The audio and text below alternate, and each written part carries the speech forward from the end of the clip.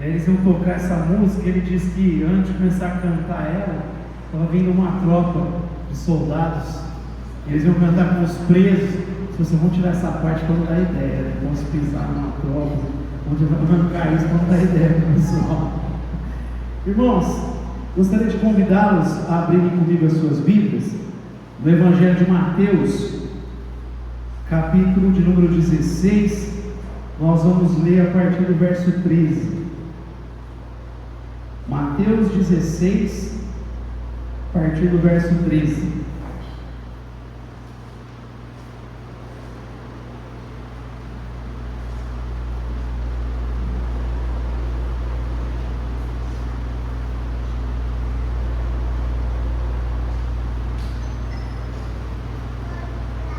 Diz assim: chegando Jesus à região de Cesaré de Filipe, interrogou os seus discípulos: quem dizem os homens ser o Filho do Homem? Responderam: uns dizem João Batista, outros Elias, outros Jeremias, um dos profetas. Perguntou-lhes ele: e vós, quem dizeis que eu sou? Simão Pedro respondeu: tu és o Cristo, o Filho do Deus vivo. Respondeu-lhe Jesus: bem-aventurado és tu, Simão Barjonas, pois não foi carne e sangue que te revelou, mas meu Pai que está nos céus. E também eu te digo que tu és Pedro, e sobre esta pedra edificarei a minha igreja, e as portas do inferno não prevalecerão contra ela. Eu te darei as chaves do reino dos céus. Tudo que ligares na terra será ligado nos céus, e tudo que desligares na terra será desligado nos céus. Então ordenou aos seus discípulos que a ninguém dissessem que ele era o Cristo. Desde então começou Jesus a mostrar aos discípulos que era necessário ir a Jerusalém, padecer muito dos anciãos, dos principais sacerdotes e dos escribas, ser morto e ressurgir no terceiro dia.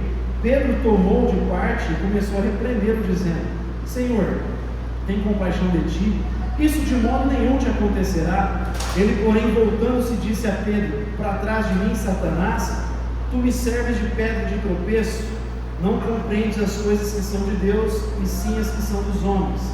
Então disse Jesus aos seus discípulos: se alguém quiser vir após mim, renuncie-se a si mesmo, tome a sua cruz e siga-me, pois aquele que quiser salvar a sua vida, perdê-la-á, mas quem perder sua vida por amor de mim, achá-la-á.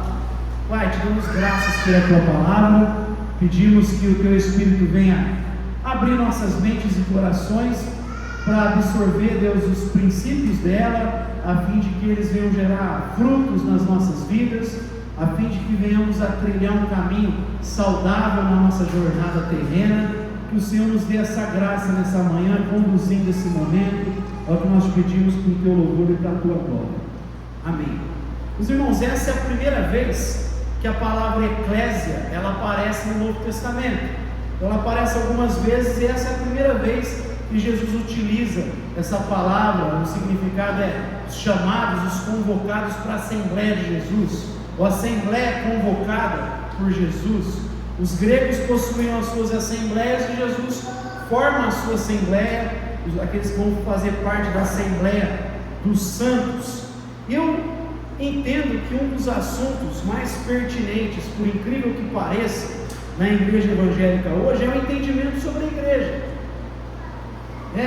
Nas últimas décadas se tornou comum uma crítica forte à igreja. Eu não relativizo a necessidade da crítica, porque em muitos ambientes o lado institucional acabou sufocando o lado orgânico da igreja, embora o lado institucional é uma necessidade, é algo comum a qualquer tipo de ajuntamento humano na história.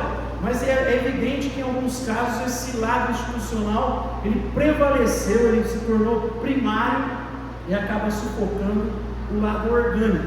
Então há muitas críticas nas últimas décadas, mas no meio disso acabou se perdendo a ideia até mesmo do que é a igreja, do que significa ser eclésia de Jesus. Esse texto ele nos dá algumas verdades sobre a vida da igreja que eu gostaria de compartilhar de maneira sucinta com os irmãos nessa manhã.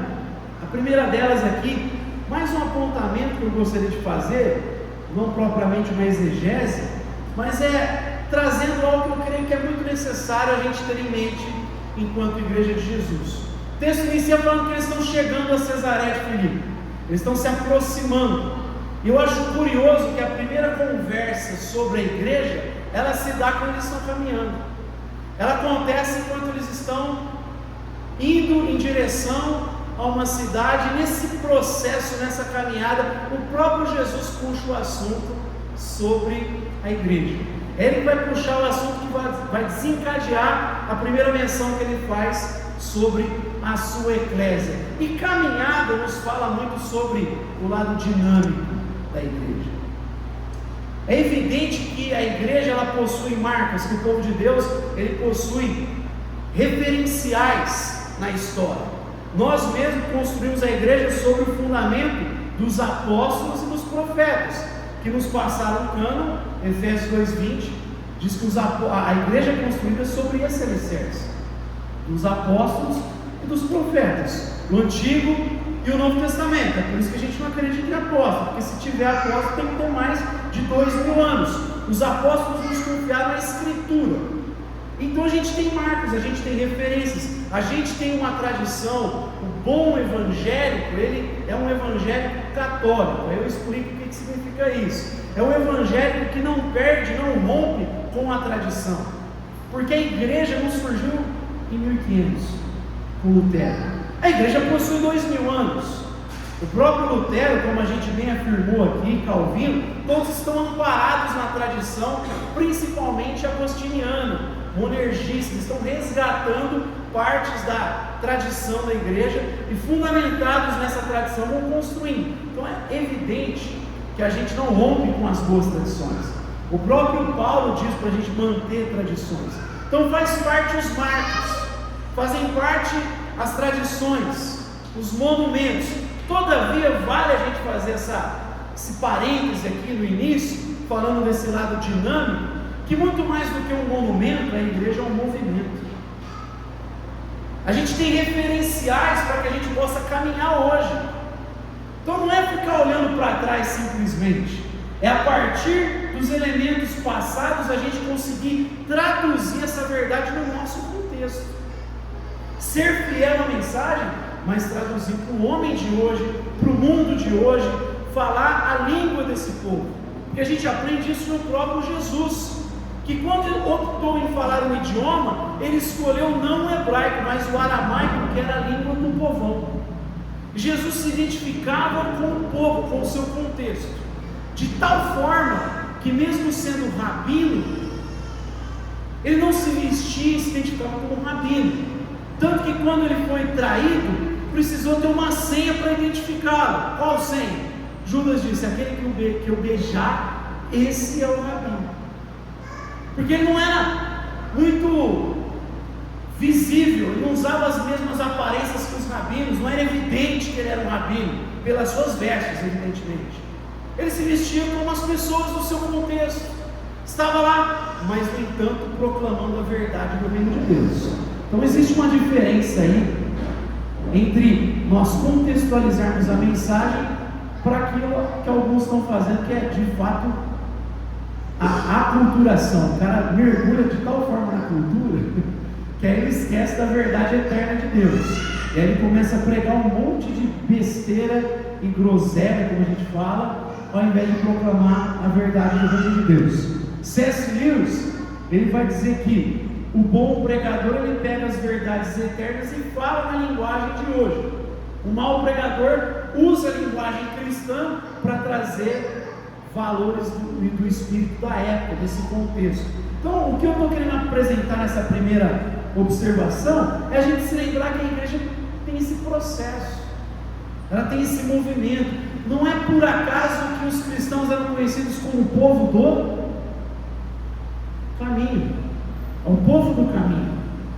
Uma das figuras interessantes que nos traz a ideia da igreja é o período dos israelitas no deserto, onde eles faziam um tabernáculo, suas tendas, quando a nuvem ou a coluna de fogo parava, e aí eles montavam um acampamento, e daqui a pouco a coluna seguia ou a nuvem seguia, eles desmontavam e continuavam caminhando. Aponta para essa ideia dinâmica, de movimento. Então, como cristãos, a gente precisa ter as referências, mas não ficar dirigindo olhando para o retrovisor. senão você vai bater, você não vai conseguir. Você precisa ter uma referência para caminhar e traduzir essas verdades para o homem do nosso tempo, para as pessoas dos nossos dias. Elas precisam compreender essa verdade e faz parte desse aspecto do movimento. Então não é nem mergulhar na cultura, a aculturação, e nem ficar num tradicionalismo.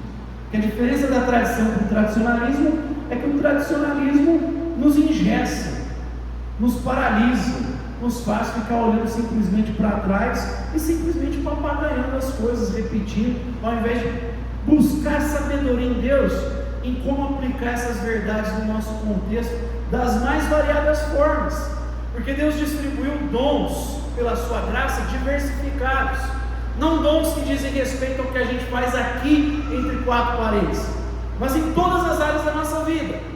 Lutero, quando traduziu a ideia de trabalho, na sua tradução para o alemão, ele usou a ideia de vocação, para mostrar que a vocação não é aquilo que o padre, que o monge fazia, mas aquilo que o leiteiro, que o sapateiro, tudo é feito para a glória de Deus. Alguns cristãos encarnaram essa verdade de maneira tão extraordinária, sublime, que era possível identificar o trabalho deles.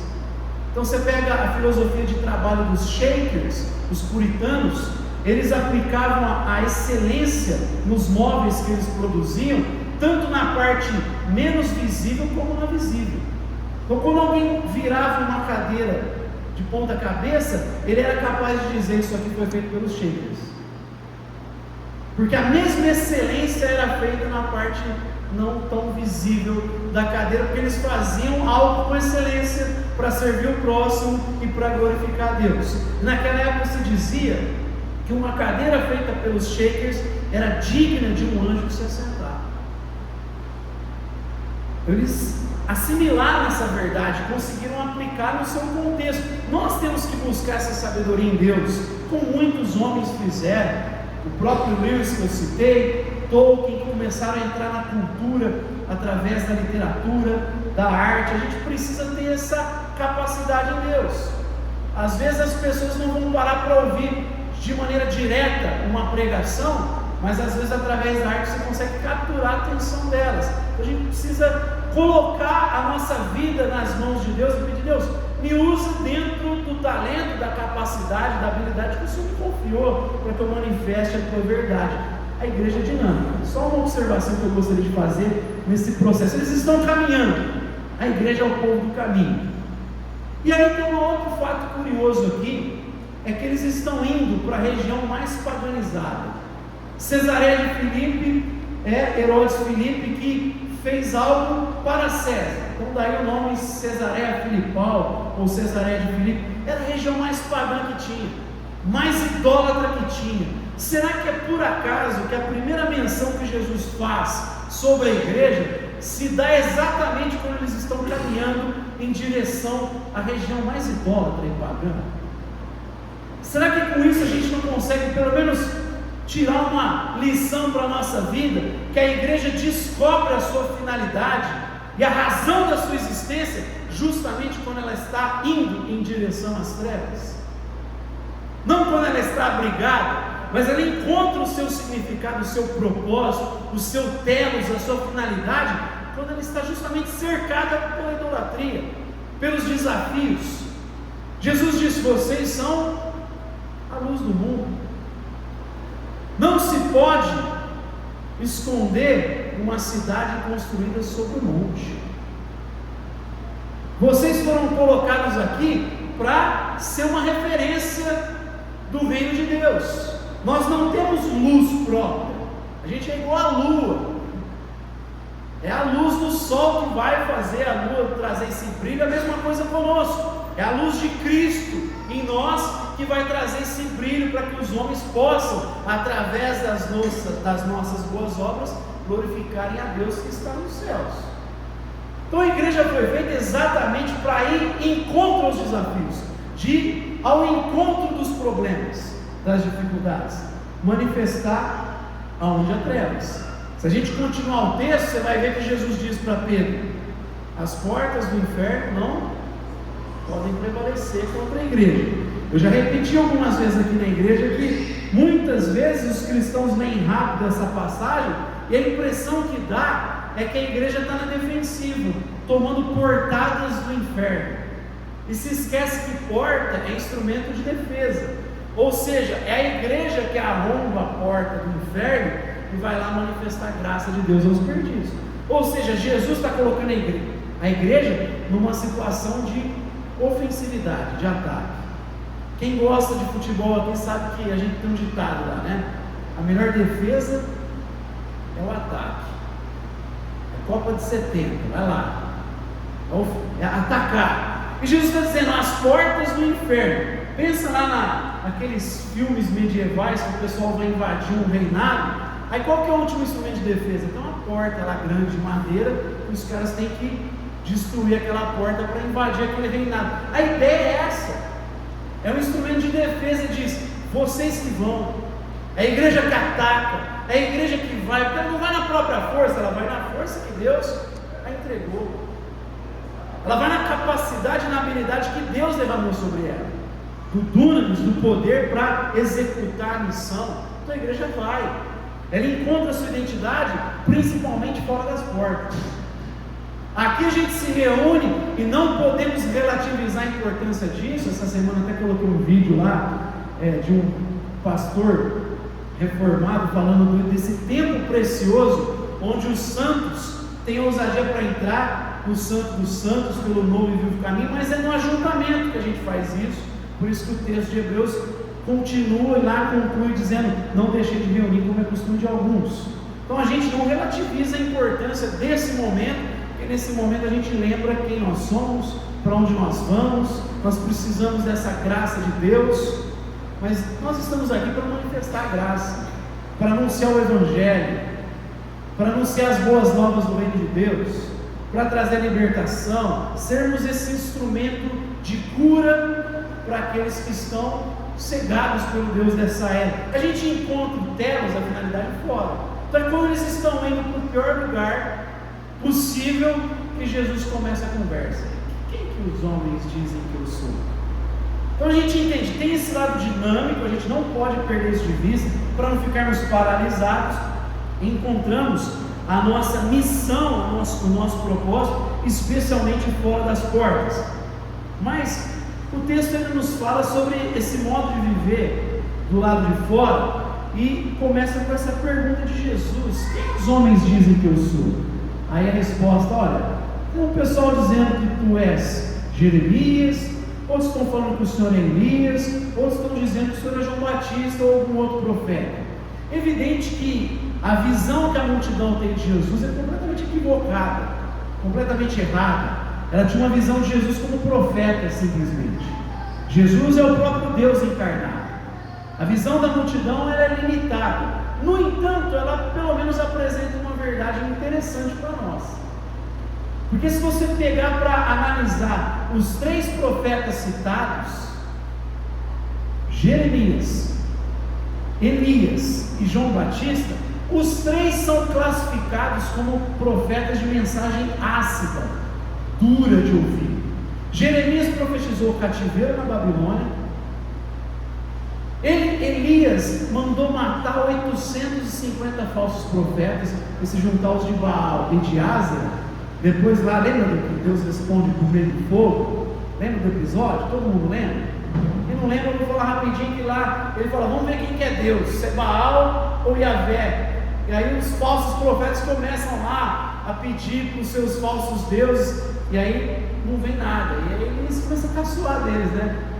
Grita mais, talvez o Deus de vocês está de férias, está dormindo. Que pode, você está em Deus, você pode até zombar mesmo, né? Caçoar. Porque você não está caçoando com base na sua força, mas na certeza da vitória que você tem em Deus. Ele começa a ridicularizar e zombar daqueles falsos profetas. E aí quando ele vai chegar a vez dele, ele fala: enche d'água aí, fica mais difícil. Ele fala: Senhor, responde. Deus vem com fogo, o povo cai de joelhos. E aí Elias fala assim: pega todos os falsos profetas e mata. Profeta de mensagem dura. Até quando vocês vão ficar cocheando entre 2 senhores? Não dá para ficar dividido. Cristão não pode viver de maneira ambígua. Uma mente para Deus, uma alma para Deus, como diz Tiago, e outra para o mundo. Não dá para fazer assim. Porque se você se torna amigo do mundo, automaticamente se torna inimigo de Deus. É a mesma ideia. E aí ele, mensagem dura. E João Batista? Quem disse que vocês podem fugir da ira que se aproxima? Raça de víboras. Olha que mensagem legal de pregar. E os três Jesus é comparado com esses três. Ou seja, diferente do que se pensa, o discurso de Jesus não é meloso, cheio de doce, de açúcar. O discurso de Jesus é duro de ouvir. A multidão ouvia Jesus e o discurso não era agradável, era duro, era de confronto, era profético. O discurso da igreja, no primeiro momento, para o homem caído, ele sempre vai ser de confronto, ele sempre vai ser ácido. Não é você é o centro do coração de Jesus, você é o queridinho de Deus, é você um pecador, miserável, condenado ao inferno, assim como nós éramos, e só mudou a nossa sorte pela graça de Cristo Jesus, pela graça de Deus. Mas o discurso não é agradável, você pregar para os outros, você é um pecador miserável, num contexto onde está cheio de ideologia falando que o homem é bom, que o homem é isso e aquilo. O Evangelho chega e fala assim: o homem é caído, depravado, é corrompido, está caminhando para o inferno. O discurso é de confronto. Não dá para a gente querer amenizar isso, até porque não tem como você falar da cura sendo primeiro diagnosticar a doença. Como é que você vai falar para o sujeito sobre Cristo se ele acha que ele não tem problema? O cara só pode ir a Cristo ou recorrer a Cristo, você falar sobre Cristo, se primeiro está diagnosticado. Cara, você está com um problemaço, você está com uma dívida impagável, não tem como quitar isso. Você ofendeu o ser eterno, infinito, não tem como quitar essa dívida. Mas pela graça tem uma mensagem aí: essa dívida foi paga na cruz de Cristo. Então esse ser que é Deus e homem, ele quitou a dívida, ele consegue pagar essa dívida de valor infinito. O primeiro, essa mensagem é de confronto. A igreja não pode relativizar a mensagem, ela confronta sim. Tem pessoas que, para tentar serem mais aceitos, serem acolhidos, talvez preencher as suas igrejas, né, ou suas pseudos igrejas, relativizam a mensagem e descartam o lado do confronto. Aí começa a mais pregar algo motivacional, uma palavra mais coaching do que evangelho da graça, que primeiro confronta. Olha o que Paulo disse para o seu discípulo Timóteo na sua última carta: Timóteo, eu te exorto solenemente diante de Deus, a quem nós vamos prestar conta, que você pregue o evangelho a tempo e fora de tempo, repreende. Primeira coisa, repreende, mostra o erro, aponta o erro. Primeira coisa que você tem que fazer, tem que apontar, mostrar o erro, usar argumento para as pessoas, lógico, da nossa situação. Então, por mais que a visão da multidão é totalmente equivocada sobre Jesus, porque ele não é só um profeta, ele tem um ministério profético, ele é rei e sacerdote, ele é o próprio Deus encarnado, pelo menos mostra para nós que o discurso dele era um discurso de confronto. Tanto que em João 6 até os discípulos pensaram em, lembra lá? Duro esse discurso, hein? Quem é que pode suportar isso? E aí um monte abandonou Jesus. E aí ele vira para os discípulos: vocês também querem ir embora? Pode ir. Era mestre, para quem iremos? Só tu tens as palavras de vida eterna. É de confronto. Mas evidente, a igreja é a igreja da confissão, ela é confessional, ela proclama quem é Jesus. Porque a resposta: e vocês? Quem vocês dizem ser o Filho do Homem? Tu és o Cristo, o Filho do Deus vivo. Tu és o próprio Deus encarnado. Essa é a identidade de Jesus. E a igreja é construída sobre a identidade de Jesus. Por isso é tão importante saber quem é Jesus. Por isso é tão importante que a nossa visão seja totalmente respaldada na Bíblia. Porque se o Jesus que a gente está fundamentando não for o da Bíblia, a gente está construindo a nossa vida sobre um ídolo. A gente está construindo a igreja sobre um ídolo que nós mesmos criamos, que nós mesmos forjamos com a nossa pseudo-teologia, com a nossa visão, porque o nosso pensamento determina a nossa vida, determina a nossa ação. Então está cheio de gente construindo a vida sob uma visão de Jesus equivocada. Tem igreja aí que Jesus virou um office boy do crente. Você tem que pôr ele na parede, você tem que pressionar ele para obter bênção, favor. Outras que pintam Jesus quase como um militante, um guerrilheiro. Outras que fazem dele uma espécie de ursinho carinhoso. Então o pessoal está pintando Jesus de um monte de jeito. Ele vai salvar, ele é amor, mas não constrói sobre a real identidade. Então o Jesus que a gente diz seguir, ele tem que ser preenchido pelo conteúdo bíblico. Por isso que não faz sentido algumas frases que eu escuto aí de pastores liberais, fala assim: eu sigo a Jesus e não a Bíblia. Mas como assim? Você segue Jesus e não a Bíblia? Ei, não tem como. Você só sabe de Jesus pelo texto bíblico. Não tem como fazer essa divisão absurda, radical. É óbvio que o livro não é Jesus, ele aponta para Jesus. O livro é a receita que aponta para o remédio. No entanto, a gente só sabe dele pelo livro. Não tem como fazer essa separação bruta, radical. E tem gente fazendo. Então a igreja é construída sobre a visão correta de quem é Jesus. Só que essa visão, ela não é fruto de um esforço intelectual, simplesmente. Ela é primeiramente consequência da graça de Deus, de uma revelação. E a resposta de Jesus é: Pedro, quem te revelou isso não foi carne nem sangue.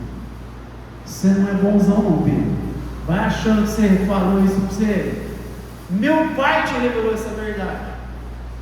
Não foi o teu esforço. Você não concluiu que você é bonzão. Meu Pai quis revelar essa graça para você. Foi do agrado dele. Assim como foi do agrado dele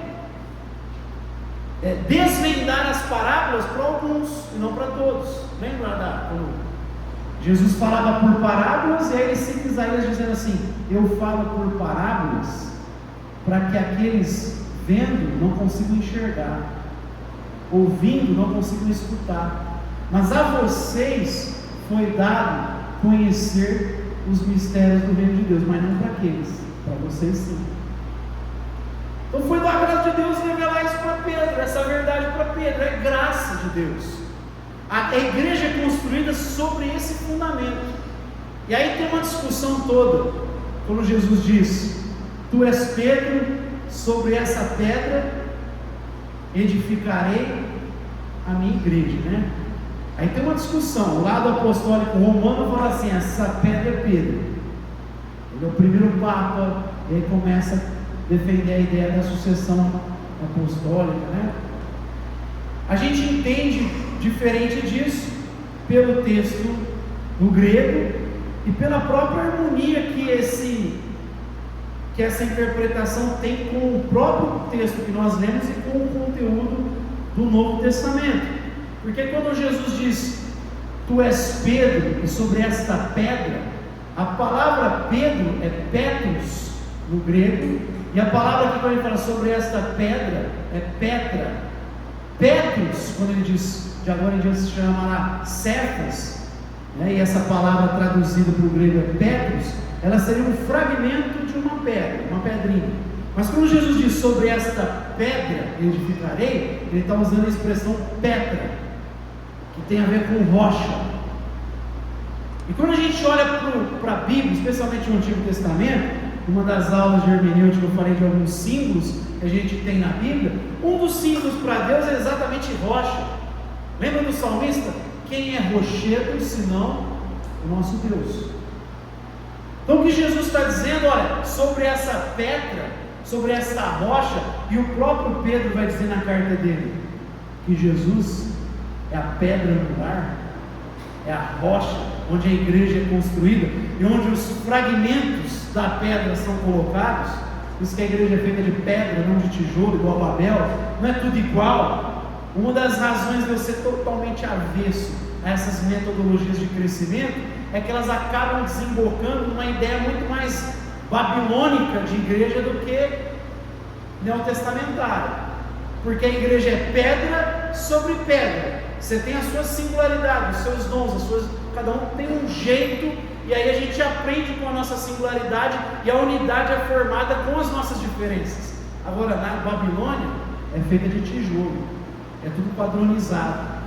Você decora a cartilha e sai fazendo os seus 12, aí os 12 faz mais 12, faz mais 12, e a gente sai repetindo um negócio, fica tudo padronizado.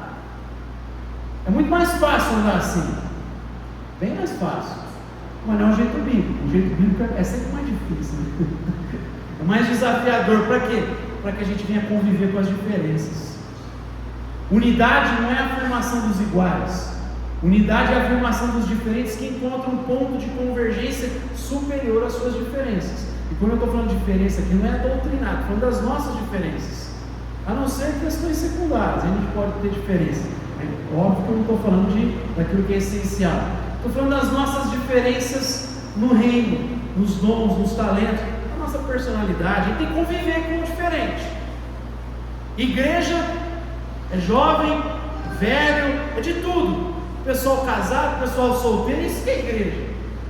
Tem um pastor amigo meu em Fortaleza que ele fala que a igreja tinha que ser igual a praça que ele vai muitas vezes, lá tem um fórum, e aí ele falou que tem lá o pessoal, os garis que param no almoço, começam a pregar, aí tem advogado, aí tem criança brincando, tem uns idosos sentados. Eu falei, a igreja tinha que ser igual a praça, tem que ter gente de tudo quanto é tipo, é diversificado, milhares, milhões vestidos de branco, que vão estar lá diante do trono do Cordeiro, mas é gente diferente.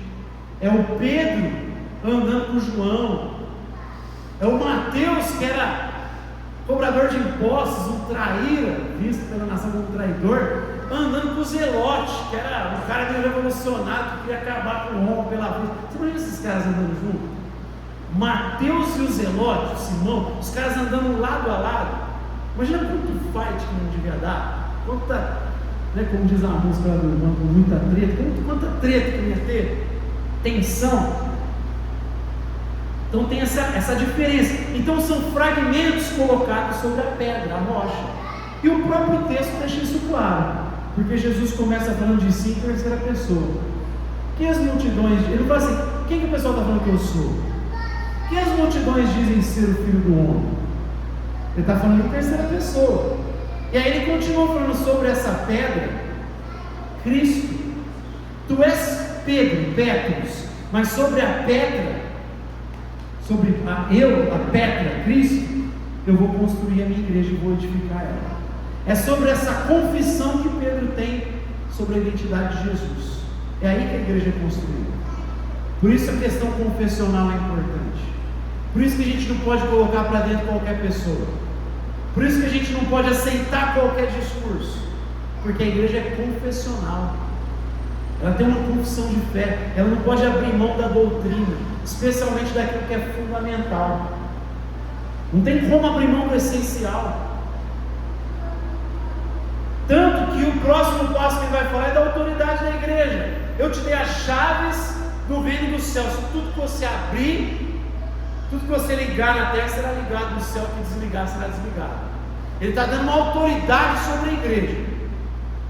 Está confiando essa autoridade aos apóstolos, e os apóstolos nos entregaram o Evangelho, e então essa autoridade está sobre a igreja.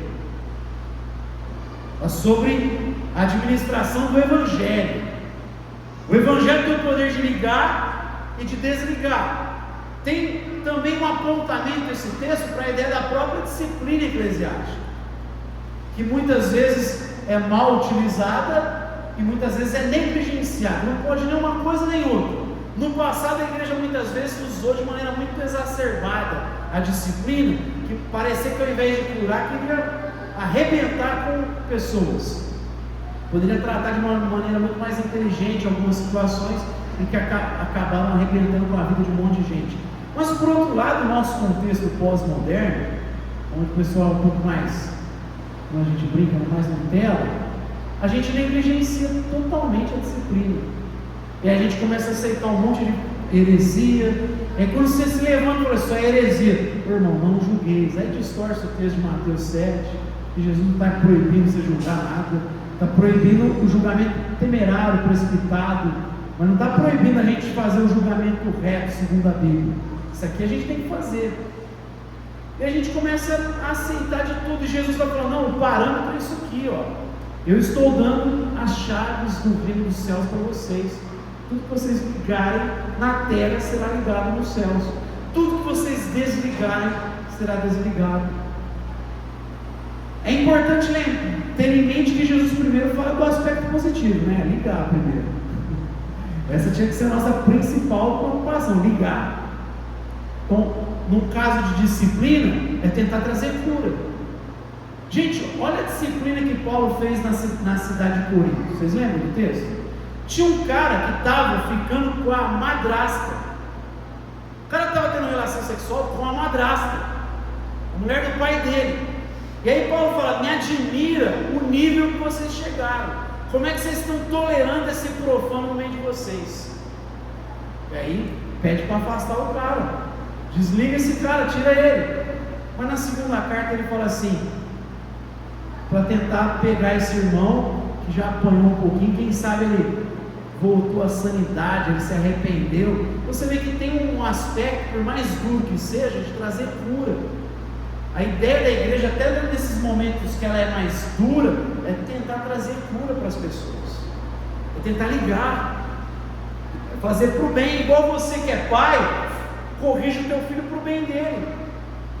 Se às vezes toma uma medida mais drástica, porque você o ama, e que pai que não disciplina o filho que ama? O próprio Deus, Hebreus vai dizer nos disciplina que nós somos filhos. Se ele não disciplina, é porque você é um bastardo, não é filho. Então a igreja disciplina, a igreja que é mãe, uma visão, né, da tradição cristã, essa igreja ela tem que disciplinar os filhos algumas vezes. Mas para quê? Para que eles continuem caminhando de maneira saudável, sadia. Então, não se esqueça que não é desligar, não é motivado por isso, mas primordialmente por ligar. Quando a igreja só tem verdade e não tem misericórdia, ela se torna manca. Às vezes a gente só quer, em nome da verdade, começa a matar as pessoas, ferir pessoas, porque não tem misericórdia nenhuma acompanhando.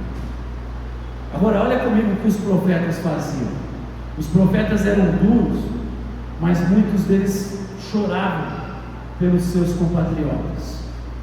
Moisés se colocou diante de Deus em favor de um povo obstinado e rebelde. Estevão, quando foi apedrejado, ele teve um discurso ácido. Lá em Atos, capítulo 7, 8, que vai registrar a morte de Estevão, ele fala assim: vocês sempre resistiram ao Espírito de Deus, vocês são obstinados e rebeldes. Mas quando ele é apedrejado, ele diz: Senhor, tem misericórdia desse povo. Ou seja, ele está denunciando o pecado, mas tem lágrimas nos olhos dele. Porque se a igreja só quer ferir, ela perdeu o espírito do evangelho. Porque o Filho do Homem não veio para matar, mas para dar sua vida em resgate por muitos. A ética do reino de Deus, ela tem que ser movida por compaixão, por empatia. A gente fere por empatia e compaixão. Então não pode nem ter só compaixão sem verdade, e nem só verdade sem compaixão. Tem que ter os dois, senão a gente se torna manco. Dá para entender isso? Dizer a verdade uns aos outros em amor. Dizer a verdade uns aos outros em amor. Então não fica só falando a verdade, ferindo, falando, não falo que vem na cabeça mesmo, eu sou assim. Você tem que ter consideração pelos outros. Mas você também tem que ter coragem, não só consideração. Stephen Covey tem um livro, não é cristão, mas ele chama, o nome do livro é Os 7 Hábitos das Pessoas Mais Eficazes. E um cara que não está escrevendo um livro cristão capta isso bem, porque ele diz assim que a gente tem que ter a mesma proporção de consideração e coragem. Se você tiver só coragem na relação com o próximo, ele fala que é uma relação onde o outro perde e você sempre ganha, porque você só fala pá, pá, pá. Mas se você só tem consideração e não tem coragem, é o outro que ganha e você perde, porque sempre evitando falar para não magoar e o outro. Então ele fala, você tem que ter a mesma proporção de consideração e de coragem. Que aí você vai falar com coragem a verdade, mas você vai falar de um jeito que tenha consideração pelo outro. E aí fica muito mais fácil do outro aceitar essa verdade.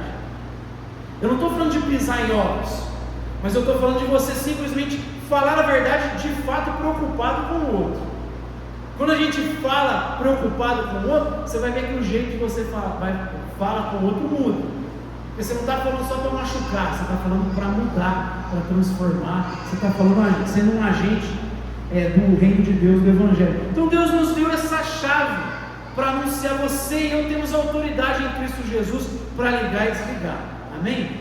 É o que Jesus está nos ensinando aqui. A igreja é a comunidade da autoridade. Ela tem autoridade para ir adiante, para anunciar, para pregar. E só para a gente caminhar aqui para o encerramento, aliás, só antes de falar aqui da revelação que Pedro teve, olha como que tem graça no reino de Deus. Pedro acabou de ser agente, só para fechar esse raciocínio que eu falei agora de consideração e coragem, da gente ter um pouco de tolerância, um pouco de misericórdia no nosso coração. Pedro acabou de dizer: tu és o Cristo. Ô Pedro, meu pai te revelou. Mas no momento seguinte ele fala: Senhor, jamais isso vai acontecer. Arreda Satanás. Não é arreda Pedro, é arreda Satanás. Agora Satanás está usando a tua boca. Não é um Pedro. Não dá ouvido para isso. Jesus não mandou Pedro embora pela heresia dele. Agora eu te excluo que você é um herético. Jesus ensina Pedro, porque na igreja vai ter às vezes a cogitação, não só a revelação. Então Pedro está cogitando coisa de homem aqui.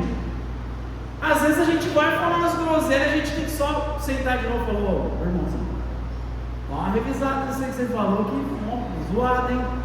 Não é bater de cara, irmão. Aí a gente senta à luz da palavra, com misericórdia e tolerância, corrige os possíveis erros. Então se a gente vê no próprio texto Jesus falando: meu pai te revelou, e no momento seguinte o diabo está te usando, irmão. Isso aí não é Deus não, isso aí é bobagem, é groselha.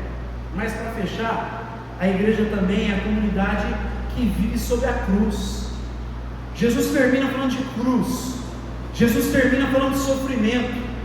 Ele passa a falar sobre o seu sofrimento, sobre a sua morte, sobre o exato momento em que ele veio para esse mundo. Eu vim exatamente para essa hora, para esse momento. Ele diz: e quem me segue precisa tomar a sua cruz. A igreja é a comunidade daqueles que vivem uma espiritualidade do sacrifício. É uma vida de entrega, é uma vida de renúncia, é uma vida de colocar lá o nosso ego na cruz e pedir graça de Deus para que a vida dele se manifeste em nós. Afinal, esse é o maior propósito que Deus tem. Todas as coisas cooperam para o bem daqueles que amam a Deus, que foram chamados segundo o seu propósito, porque aqueles que de antemão escolheu, também os predestinou para serem conformes à imagem do seu Filho, a fim de que ele seja o primogênito entre muitos irmãos. Qual que é o propósito? Manifestar Cristo na nossa vida. É para isso que Paulo fala para os Gálatas: eu sofro dores de parto, para que Cristo seja formado em vocês. Mas só dá para formar Cristo se a gente permitir esse instrumento, que é a cruz. É não viver de maneira autônoma, igual Adão quis, mas viver debaixo da teonomia, das normas de Deus.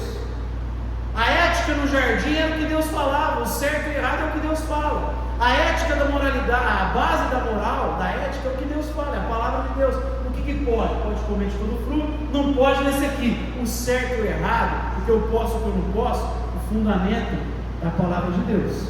Só que eles trocaram isso para ouvir o engano da serpente. E nós somos tentados a fazer isso todo dia. Ao invés de estar ouvindo para a voz de Deus, a gente está ouvindo muitas vezes a serpente. Por isso que ele diz: se você quer me seguir, você precisa tomar a sua cruz, você precisa renunciar, você precisa se entregar, você precisa se doar. Não é o Levi, não é nenhum de vocês tem que prevalecer, vocês têm que se render para que a imagem do meu Filho Jesus se manifeste na vida de vocês. É para isso que eu chamei vocês, é para isso que eu os criei. Esse é o maior propósito que a gente tem: manifestar a vida de Jesus. Isso nos chama uma vida de entrega, de sacrifício, de doação. A vida nesse mundo, meus irmãos, ela implica no sofrimento. Não sei se esconder essa verdade em você, mas viver nesse mundo é partilhar primeiro do sofrimento. A gente depois vai participar da glória, mas aqui primeiro é sofrimento. Nós somos herdeiros em Deus, co-herdeiros em Cristo, desde que participemos dos seus sofrimentos, para que assim possamos participar da sua glória. Mas a gente não precisa temer, porque Paulo fala assim: penso que os sofrimentos atuais não se comparam com a glória que em nós há de ser revelada. A glória é maior, mas primeiro tem que participar do sofrimento.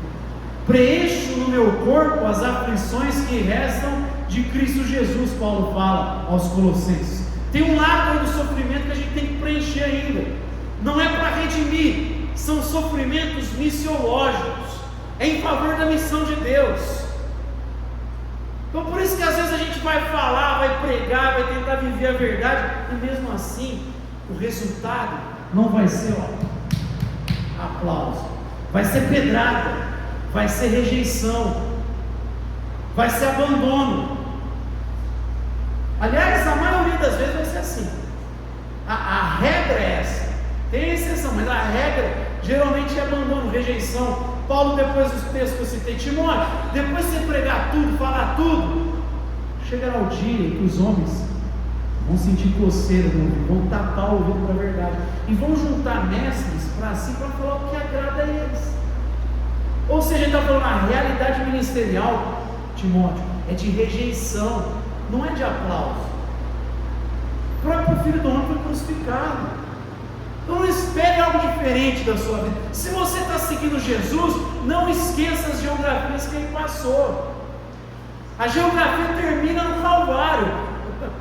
É lá que a gente tem que seguir ele. Não é diferente. Aí tem um monte de cristão achando que não, eu vou andar com Jesus, vou comer o melhor dessa terra, eu vou viver em manjares, nos palácios, porque eu sou herdeiro de Deus, eu sou o rei, eu sou filho do rei. E os caras acham que isso é sinônimo de vida próspera, material, de abundância, de aplauso, de glória. Não! Andar com Jesus e segui-lo vai trazer, pelo contrário, ódio, rejeição. É isso, é cruz. Só que é o melhor caminho para nós, porque se a gente participar dos sofrimentos, a gente vai experimentar da sua glória. Se a gente viver a espiritualidade do cordeiro que se entrega e se sacrifica, a gente também vai desfrutar dessa virtude do leão. O leão é o ser celestial que só o anjo viu, o ancião. O João, que é da terra, lá em Apocalipse, ele olhou para a mesma direção e só viu o cordeiro morto. A espiritualidade que a gente segue só pode ser a partir daquilo que a gente vê. A gente só viu o cordeiro que foi morto. A vida aqui não é do cetro, da coroa, é da bacia da toalha. Amém? Vamos ficar de pé, ter uma palavra de oração e encerrar esse momento.